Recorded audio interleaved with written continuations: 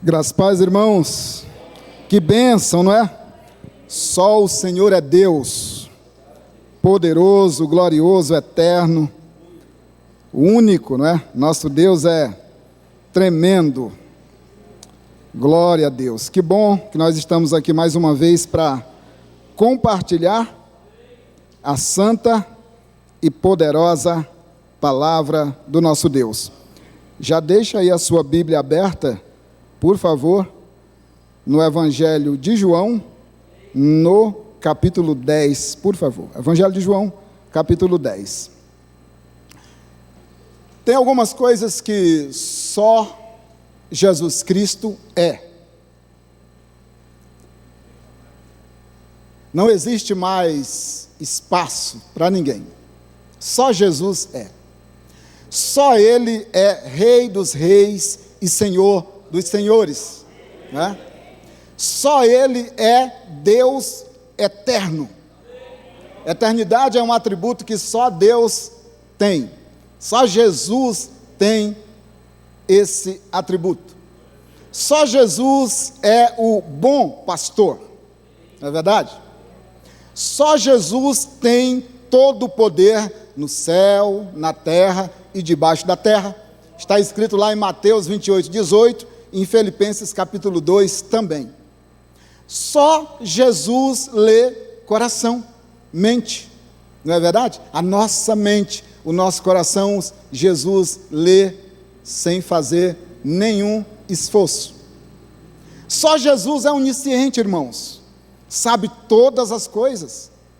Só Jesus é onipresente, pode estar em todos os lugares ao mesmo tempo. Por isso, não se assuste se Jesus estiver na sua casa com você, e lá no trabalho com o seu filho, com a sua filha, seu esposo ou esposa. Só Jesus é onipotente, pode todas as coisas. Pode fazer aquilo que a gente nem imagina. Aquilo que para nós é difícil demais, é complicado demais, Jesus faz no estalar de dedos. Como é que a gente sabe disso tudo, meus irmãos? Basta você olhar para cima, olha para o céu e ver a grandeza desse universo. Quem criou tudo isso? João capítulo 1, lá está escrito, né? No princípio era o verbo estava com Deus, e o verbo era Deus. Ele estava no princípio com Deus, todas as coisas foram feitas por Ele, sem Ele, nada do que foi feito se fez. E lá no versículo 14, ele diz assim: o verbo se fez carne, habitou entre nós, e vimos a sua glória, como a glória do unigênito do Pai, cheio de graça e de verdade. João está dizendo assim: olha, Deus vestiu a nossa pele, pisou o nosso chão, sentiu o calor do sol, o frio da lua, andou à noite, durante o dia, tomou a nossa água, comeu a nossa comida, pisou o chão dos homens, desceu até o mais profundo da sepultura. Mas aí acontece algo que só aconteceu com Jesus. Ele não ficou lá. Ele está vivo. Isso é maravilhoso. O Jesus que nós adoramos hoje, cantando aqui, amados, você é a morada desse Deus maravilhoso. Eu sou a morada desse Deus maravilhoso. Jesus disse assim: olha, aquele que crê, nós veremos e faremos nele morada. Se eu me enxergar como alguém em quem Deus mora, eu vou falar o que Jesus falou: o príncipe desse mundo nada tem em mim. Mas para que Jesus more em nós, é necessário que nós sejamos o quê? Esvaziado de nós mesmos, esvaziado do mundo, esvaziado das nossas próprias vontades, dos nossos próprios desejos, deixando de andar nos nossos próprios caminhos, elaborando nossos próprios projetos, buscando nossos próprios sonhos. Ora, se nós servimos a um Deus que pode todas as coisas, esse Deus tem caminho para nós, tem projetos para nós, tem planos para nós. Que tal a gente andar nos planos do Senhor, nos projetos do Senhor, no caminho do Senhor? Não é melhor? Às vezes nós falamos assim: Senhor, eu tenho falta disso, tenho falta daquilo, e o Senhor fala assim para você: sobe aqui, filho, está tudo pronto. Isso aí que você diz que não tem, eu já preparei para você antes da fundação do mundo, só falta você tomar Só falta você tomar posse. Toma posse da vida eterna. O reino de Deus é tomado à força. Eu amo esse Jesus, irmãos, porque, como nós cantamos aqui, só Ele é, só Ele pode, só Ele faz.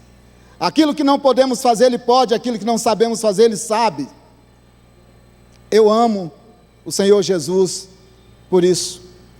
Ele é todo amor, Ele é todo misericórdia, Ele é todo bondade.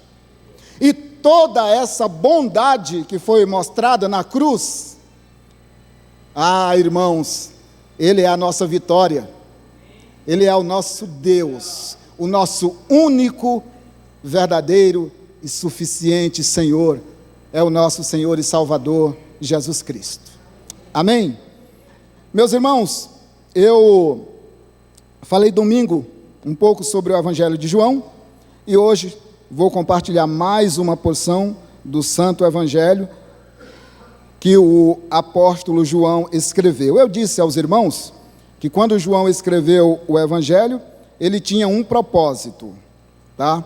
Na verdade, o único propósito do Evangelho de João é apresentar Jesus como Deus, tá? Esse é o propósito do Evangelho de João. E ele fez isso quando ele estava diante de uma heresia, onde o gnosticismo dizia que a matéria é totalmente má e o espírito é bom. Jesus não poderia de modo nenhum ser Deus, porque como é que um Deus que é santo, ele pode encarnar numa matéria que é má? Então, por causa disso, o gnosticismo dizia que Jesus não é Deus. E o João vai dizer, Jesus é Deus, sim, é Deus e homem. O propósito do Evangelho de João, ele vai deixar bem claro, no capítulo 20, no versículo 21, não precisa abrir não, eu vou só ler para você, pode continuar lá no capítulo 10. Mas no capítulo 20 e no versículo 30, o João diz assim: Jesus, pois, operou também na presença dos seus discípulos muitos outros sinais que não estão escritos neste livro. Que livro que ele está falando? No livro de João.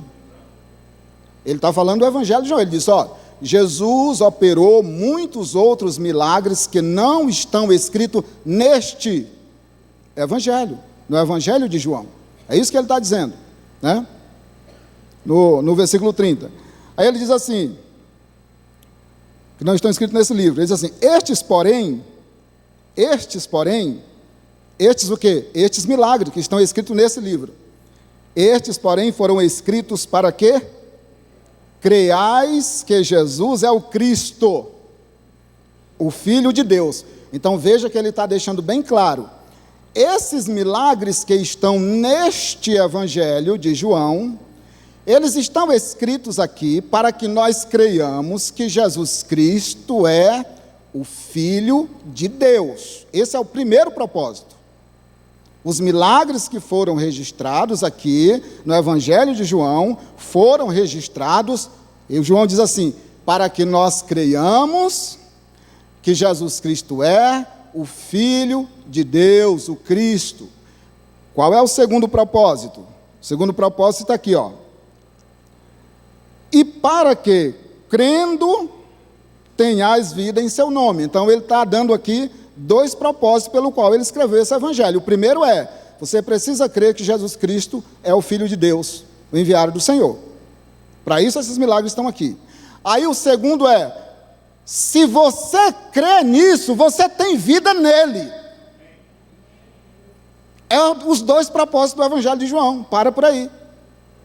Ele vai fazer isso através de quê? Dos milagres que ele relata aqui, os 7 milagres principais. Por exemplo, só para você guardar isso no seu coração. Quer ver uma coisa interessante aqui? Rapidamente. Por exemplo, o primeiro milagre, você só vê João contar. Ninguém mais escreve, só João escreve o primeiro milagre de Jesus, lá na festa de Canaã da Galileia.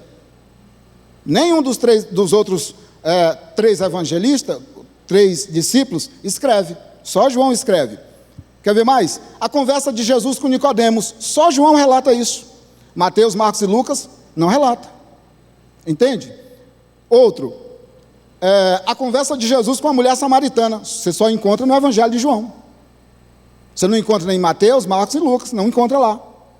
A cura do paralítico no tanque de Betesda, aquele homem que estava ali há 38 anos, você só vai encontrar no Evangelho de João também. Tá? Você não encontra em mais nenhum outro evangelho. O discurso de Jesus sobre o pão da vida, ele dizendo, eu sou o pão da vida, por exemplo, você só encontra também no Evangelho de João. A cura do cego de nascença, você só encontra no Evangelho de João. E a ressurreição de Lázaro, esses milagres você não encontra em nenhum outro, somente no Evangelho de João. Por quê? Porque João tem um objetivo muito claro, meu irmão. Por isso que ele cita esses milagres principais no seu Evangelho. Para dizer assim, olha, esses milagres, essas obras que foram feitas aqui, que Jesus Cristo fez porque é Deus. Curou o cego de nascença, porque é Deus. Né? Ressuscitou Lázaro depois de 4 dias, porque é Deus. Lê o coração dos fariseus, dos saduceus e de todos que estavam ali. Por quê? Porque é Deus. Então João está dizendo assim, o propósito desse evangelho é mostrar para você que Jesus Cristo é o Filho de Deus. E o segundo, se você crê, você tem vida nele, em Jesus Cristo. Amém? Então, a partir daqui, aí eu quero compartilhar com você, lá no capítulo 10, para que nós possamos aprender. Vamos lá no capítulo 10, você deve estar com a Bíblia aberta aí. Nós vamos ler a partir do versículo 9. Ele começa assim. Vamos no versículo 8. Mais para frente, vamos no 7. Tornou, pois, Jesus a dizer, versículo 7, do capítulo 10. Tornou, pois, Jesus a dizer-lhes, em verdade vos digo que eu sou a porta das ovelhas. Todos quantos vieram antes de mim são ladrões e salteadores, mas as ovelhas não os ouviram. Versículo 9. Eu sou a porta. Se alguém entrar por mim, salvar-se-á, entrará e sairá e achará pastagem. Versículo 10. O ladrão não vem senão a roubar, a matar e a destruir. Eu vim para que tenham vida e a tenham com abundância. Versículo 11. Eu sou o bom pastor. O bom pastor dá a sua vida pelas ovelhas. Mas o mercenário, que não é pastor, de quem não são as ovelhas, vê vir o lobo e deixa as ovelhas e foge. E o lobo as arrebata e dispersa. Ora, o mercenário foge porque é mercenário e não tem cuidado das ovelhas. Eu sou o bom pastor e conheço as minhas ovelhas, e das minhas ovelhas sou conhecido. Assim como o Pai me conhece, a mim também eu conheço o Pai e dou a minha vida pelas ovelhas. Até aqui o versículo 15. Pai querido, em nome de Cristo Jesus, teu santo Filho, nós te agradecemos por esta palavra poderosa, Senhor, e transformadora de vida. Por isso, Pai, nesta noite, toma cada coração aqui presente, para que nós possamos desfrutar dessa tua graça e bondade maravilhosa, Senhor, e que seja bálsamo de alegria na nossa vida, e que pelo teu Espírito, Senhor, nós sejamos capacitados para praticar a tua santa e poderosa palavra. Nós te agradecemos, Pai, em nome de Cristo Jesus. Amém? Amados, eu vou me prender aqui mais nessa palavra de Jesus, que ele diz assim, eu sou o bom pastor. Isso é interessante, porque Jesus nunca disse a mais ninguém que outro é o bom pastor. Ele só disse a ele mesmo, eu sou o bom pastor. Outra coisa, Jesus nunca disse que as ovelhas dão a vida pelo seu pastor. Ele disse: eu, o bom pastor, dou a vida pelas minhas ovelhas. Jesus Cristo nunca disse que a igreja é salvadora. Ele disse: eu sou a porta da salvação. Então são coisas que Jesus Cristo disse que somente Ele é.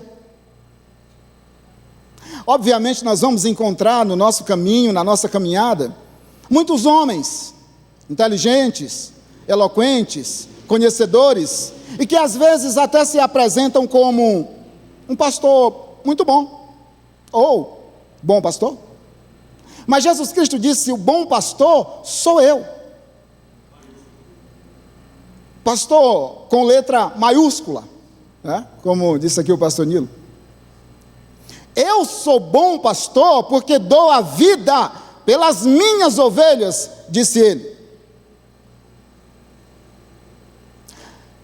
E Jesus Cristo, como bom pastor, dá a vida pelas suas ovelhas, ele dá gratuitamente. Essas ovelhas pelas quais Jesus Cristo deu a sua vida, nenhuma delas tem o que oferecer em troca ao Senhor.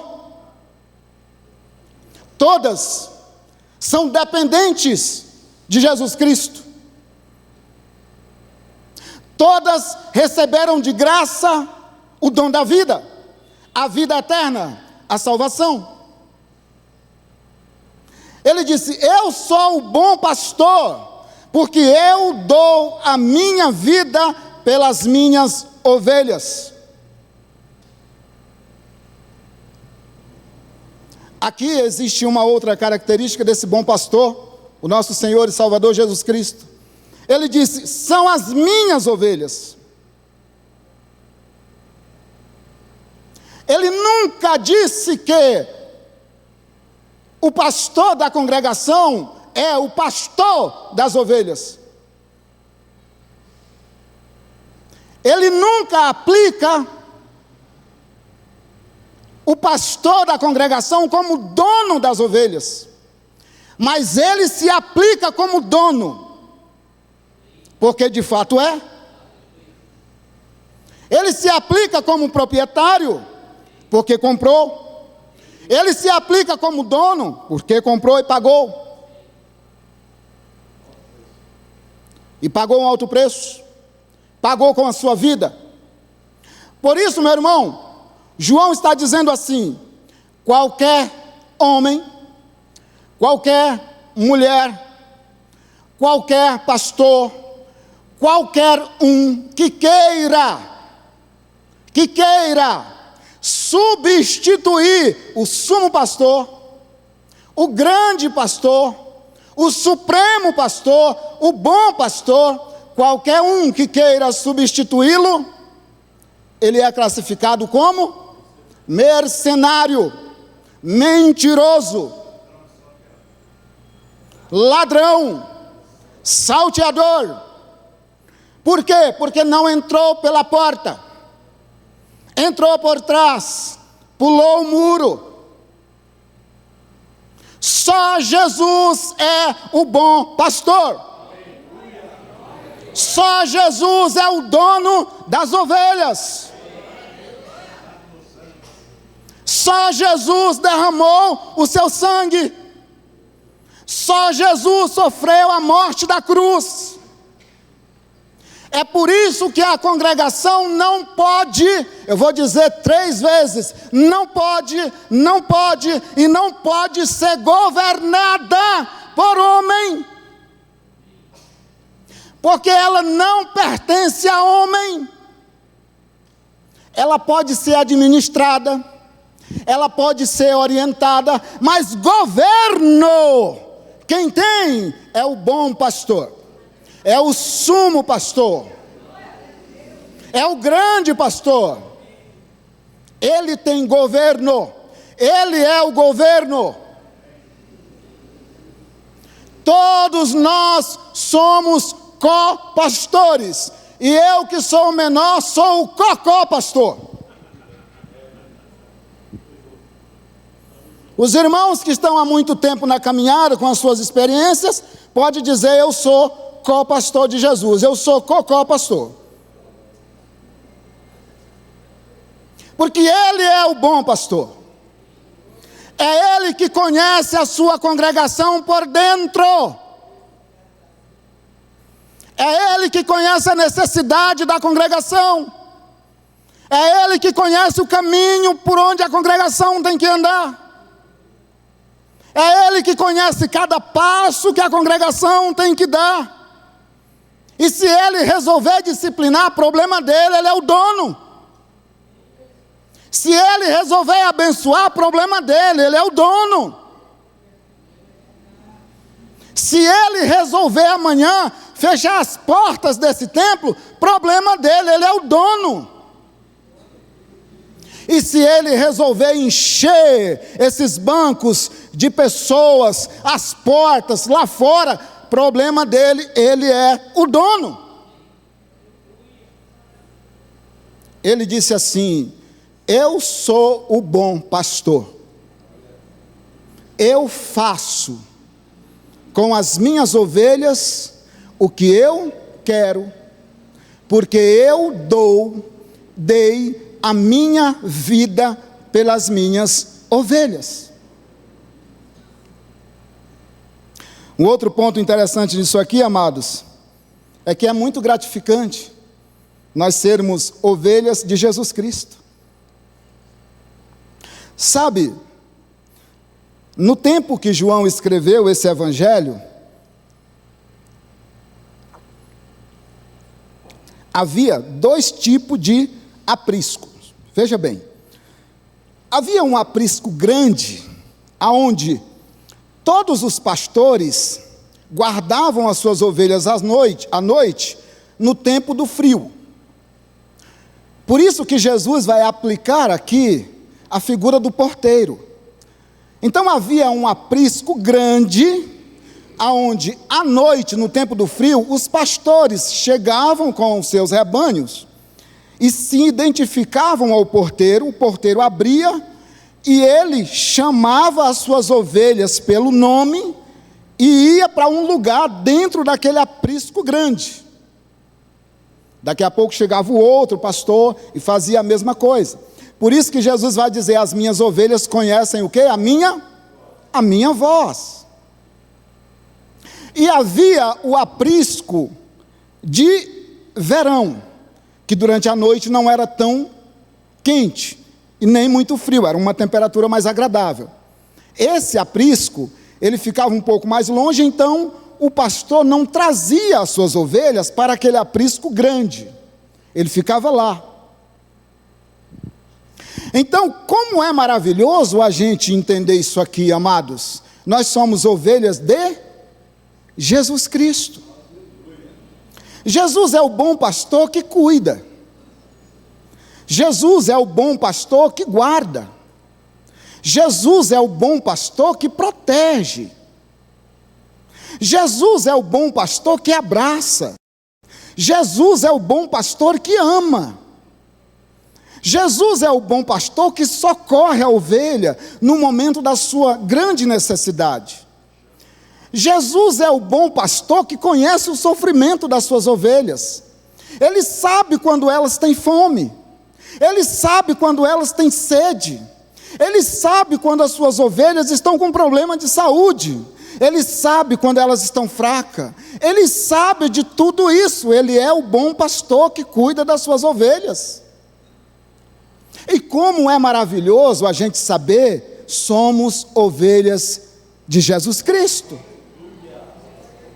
Então Jesus Cristo vai aplicar aqui 3 tipos de gente. Ele vai aplicar o bom pastor, que é ele, mas ele vai aplicar também o ladrão e o mercenário. Olha, o mercenário e o ladrão não são a mesma coisa. Vamos entender isso aqui. Quem é o sujeito que é mercenário? É o cara que só pensa.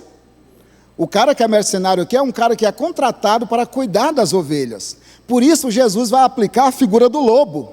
O que é que o mercenário faz? Ele foi contratado, ele foi pago para cuidar das ovelhas.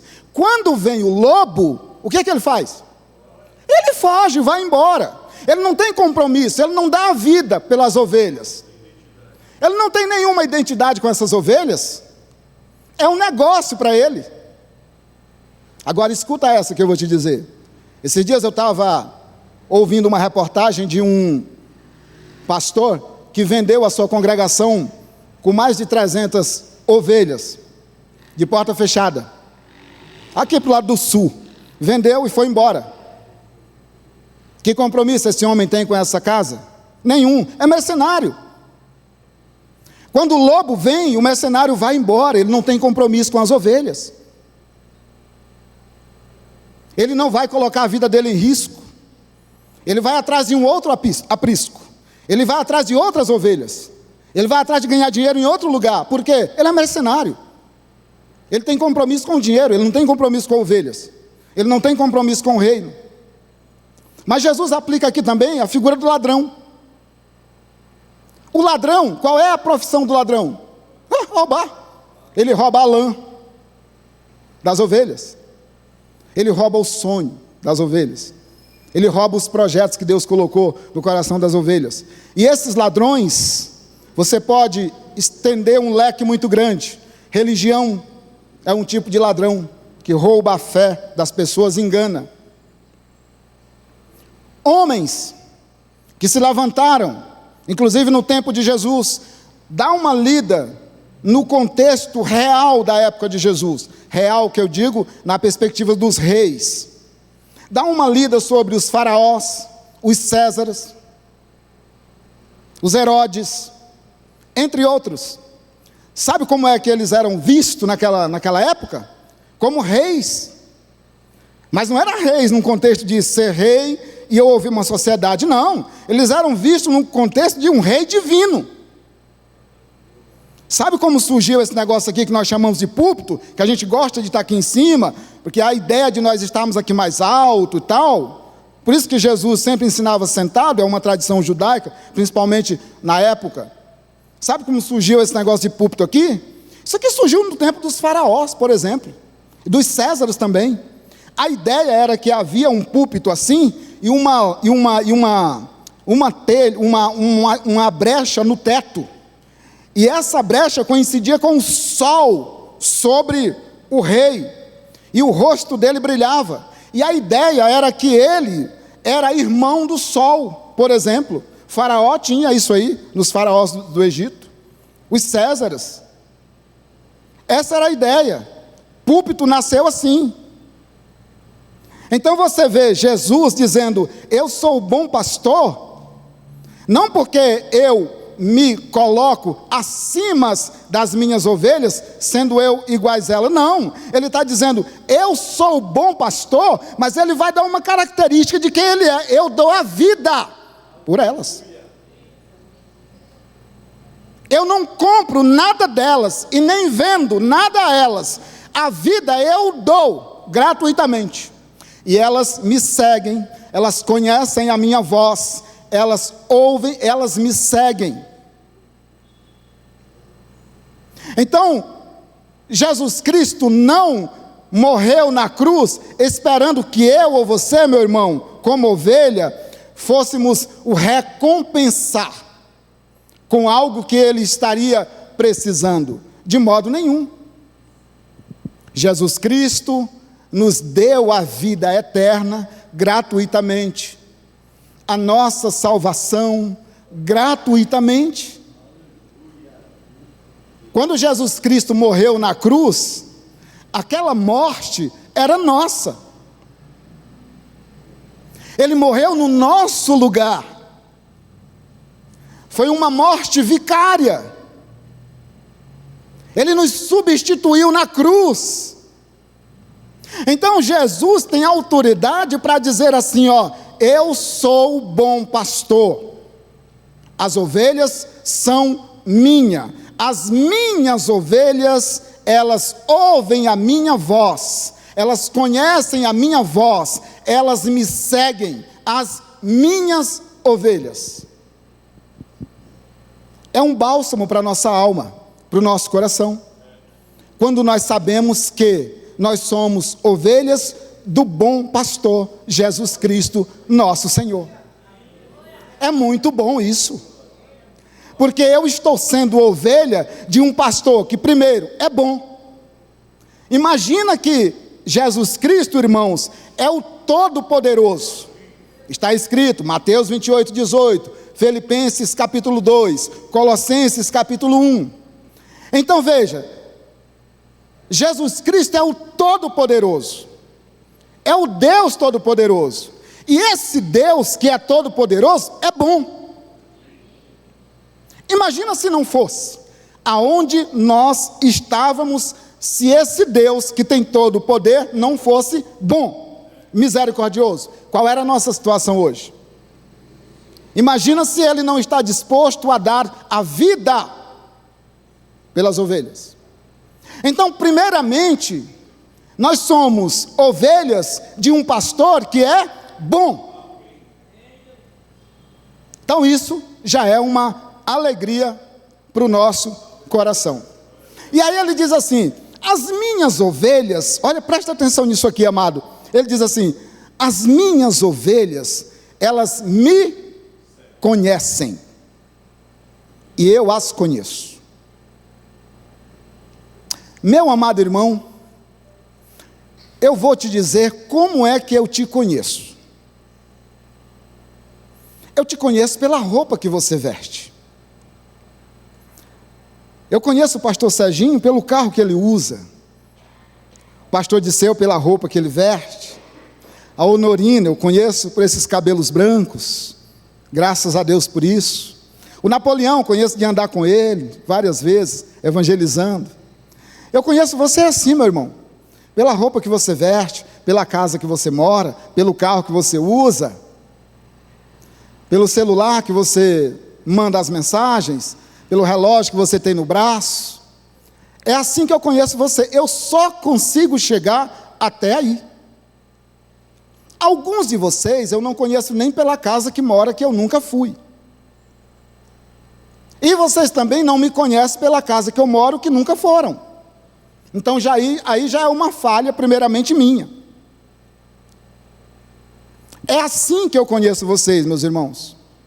O bom pastor não conhece as suas ovelhas assim. O bom pastor conhece as suas ovelhas exatamente por onde eu não conheço. O bom pastor conhece as suas ovelhas exatamente por onde o pastor Disseu não conhece, o pastor Nilo não conhece, o pastor Sérgio não conhece, o pastor Francisco não conhece, o pastor Samuel não conhece, o pastor Rodrigo não conhece. O bom pastor não nos conhece por fora, só. O bom pastor nos conhece por dentro. O bom pastor sabe qual é a tua oração no teu quarto à noite. O bom pastor sabe quantas vezes você chora por dia. O bom pastor sabe quantas vezes você se alegra por dia. O bom pastor conhece o teu sofrimento, conhece as tuas lágrimas, as tuas mágoas.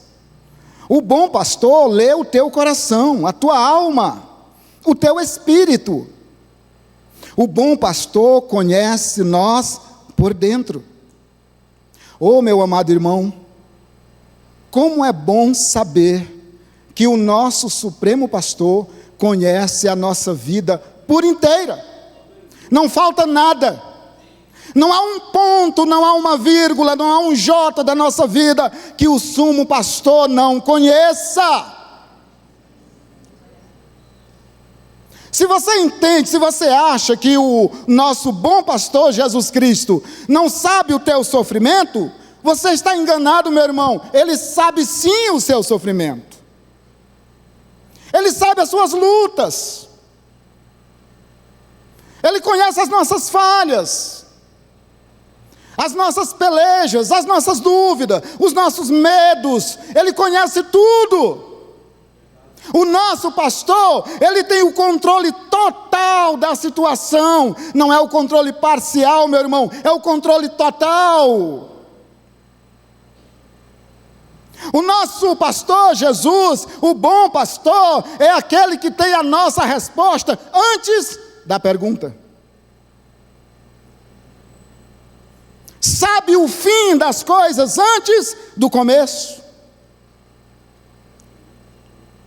O nosso sumo pastor, Jesus Cristo, conhece todo esse universo, cada grão de areia, cada estrela do firmamento. Não há um único lugar onde o Senhor não possa pegar e dizer: isso aqui foi eu que fiz, isso aqui foi eu que gerei. Enquanto nós ficamos limitados com a nossa visão míope das coisas, coisas que para nós são dificílimas, meus irmãos. Ah, como é difícil resolver esse problema dentro de mim.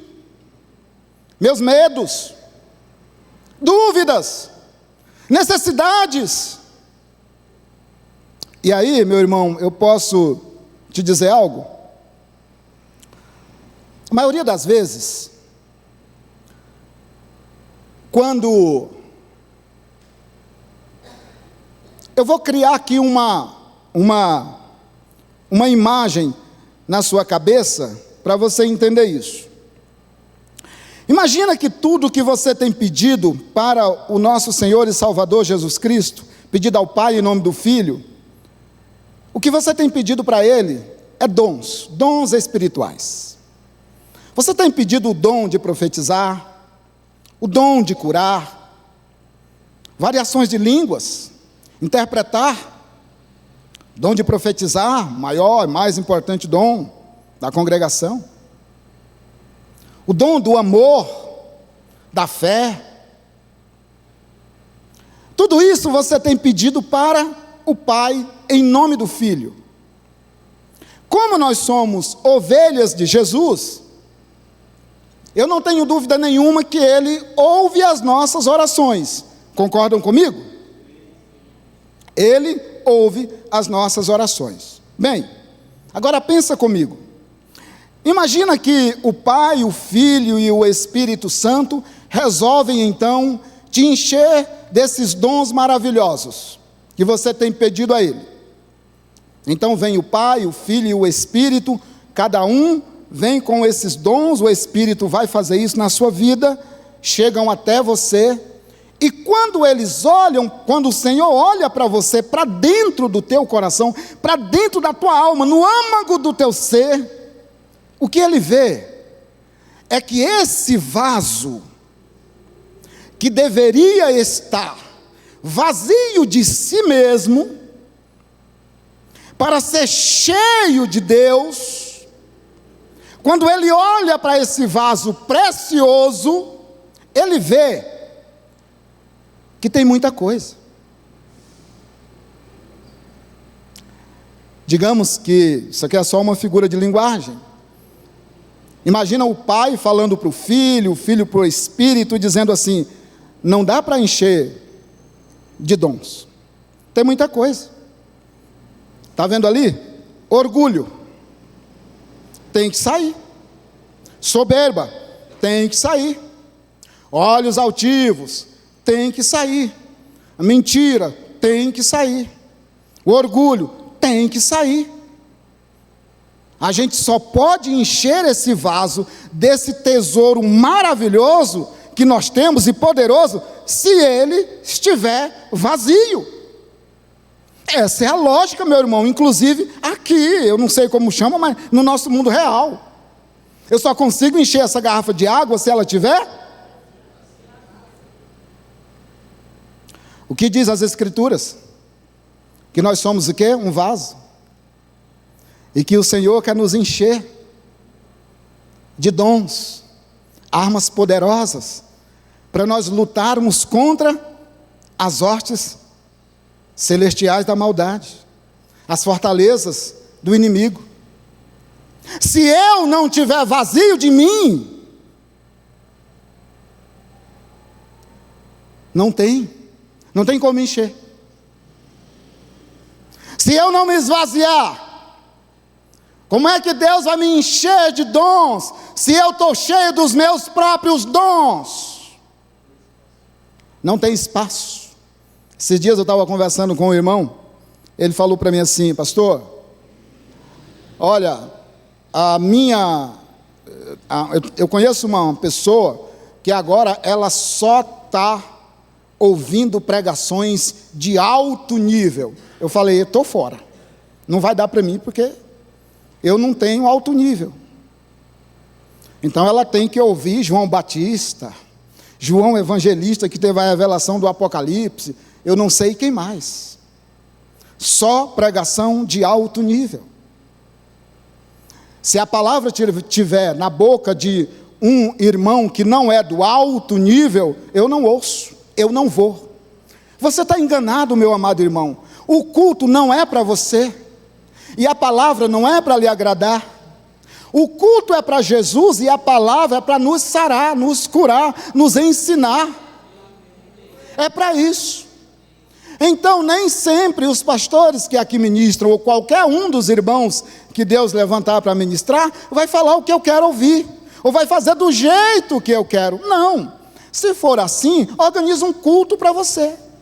O César fazia isso, o faraó também, os Herodes também fazia. Organize, meu amado. Faça uma congregação, uma igreja para você, e diga a eles: eu sou o bom pastor. Monta alguma coisa. Quando eu e você, nós saímos da nossa casa, meu amado irmão, nós saímos para adorar quem? Jesus Cristo, meu irmão. Eu vou fazer uma pergunta para vocês serem bem sinceros comigo. Eu sou o pastor Paulo, congrego aqui há 16 anos. Falem a verdade para mim. Vocês saíram da sua casa para me ver? Pode falar sem medo, irmão. Eu não tenho nada a oferecer para vocês não, amados.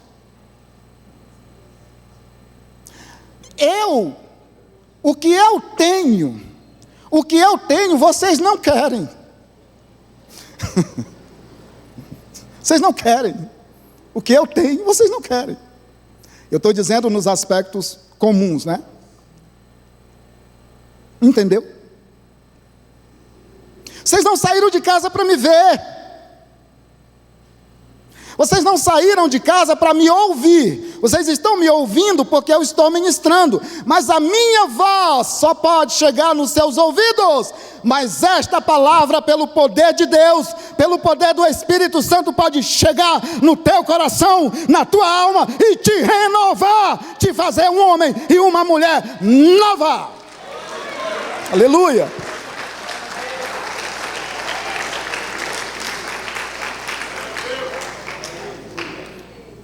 É só isso.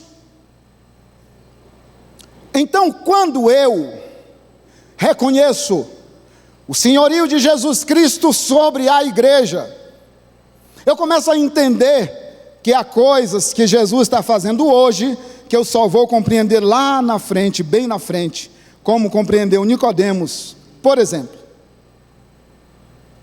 Jesus falou tantas vezes da cruz, citou Moisés levantando a serpente no deserto, e eles não entenderam. Mas quando entenderam e tiveram os olhos abertos, então eles passaram a crer no bom pastor, o nosso Senhor e Salvador Jesus Cristo. Mas tem algo mais. Tem algo mais. Ele disse assim: eu conheço as minhas ovelhas. Eu já disse, Ele nos conhece de ponta a ponta. Fica tranquilo, as tuas lágrimas, as tuas mágoas, os teus medos, Ele conhece tudo isso. Mas tem algo mais. Você sabe que uma das condições, uma das condições para entrar na glória, no céu, no novo céu e na nova terra, qual é? Presta atenção. Jesus Cristo dizendo: naquele dia, muitos me dirão: Senhor, presta atenção nisso aqui, ó.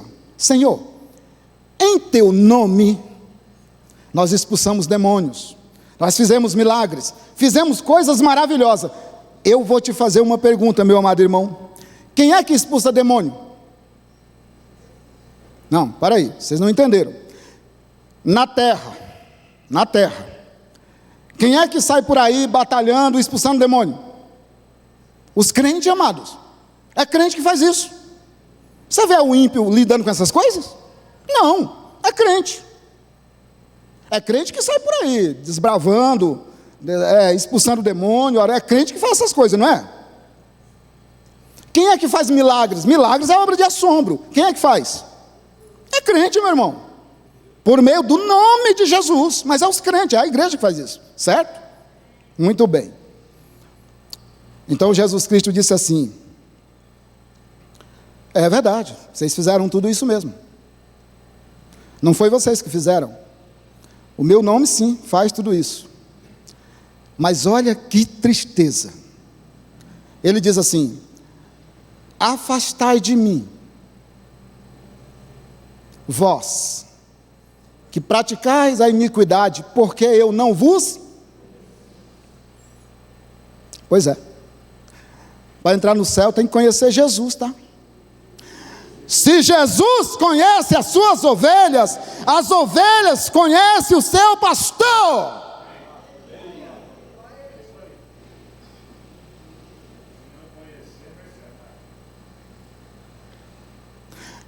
Jesus, o bom pastor, conhece as suas ovelhas, mas as suas ovelhas também conhecem o seu pastor. É por isso que elas não vão nem com o mercenário e nem com o ladrão, elas só seguem o seu pastor, porque ambos se conhecem, são amigos, é uma relação de senhorio, de salvador, pastor e ovelhas.